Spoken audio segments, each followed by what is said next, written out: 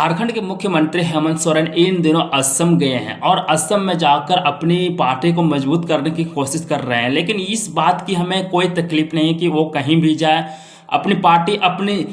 क्षेत्र को जहां तक बढ़ा सकते हैं, हमें कोई दिक्कत नहीं। हो सकता है पूरा देश में उनका पार्टी का जज्बा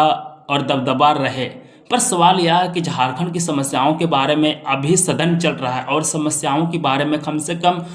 अन्य सदस्यों की समस्याओं का सुनना भी चाहिए कि नहीं सुनना चाहिए, और इसके बाद हो सकता है कि आप कहीं भी जाइए। लेकिन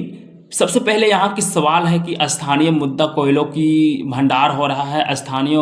लोग बेरोजगार हो रहे हैं, स्थानीय लोग विस्थापन हो रहे हैं, स्थानीय लोगों की समस्या के मुद्दों को सुनने की उनके पास समय नहीं है, और अन्य राज्यों में जाकर खास करके असम में जाकर अपनी पार्टी की मजबूती को बढ़ाने की कोशिश कर रहे हैं, वहाँ की इलेक्शन में भाग लेने की कोशिश कर रहे हैं, वहाँ के आदिवासियों से मिलकर अपनी पार्टी को मजबूती के साथ बढ़ाने की कोशिश कर रहे हैं। लेकिन यहाँ की समस्याओं के हल करने की भी कोशिश करना चाहिए, ताकि यहाँ की मुद्दों को खास करके सरकार सुने और हल करने की कोशिश करे। और इस समस्याओं के हल करने में ही सबसे बड़ी जिम्मेवारी है।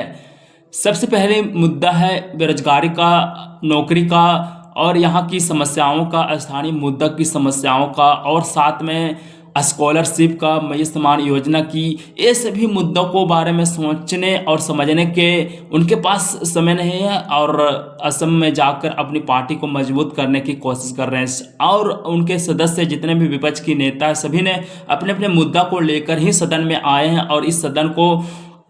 चलाने में काफ़ी समय लगता है, लेकिन उनके पास समय नहीं है। आप उस सदन में जाइए और सदन की कार्यवाही में भाग लीजिए, और वहाँ पर जो अन्य सदस्य की जो समस्या है उनके बारे में सोचिए समझिए और हल करने की कोशिश कीजिए।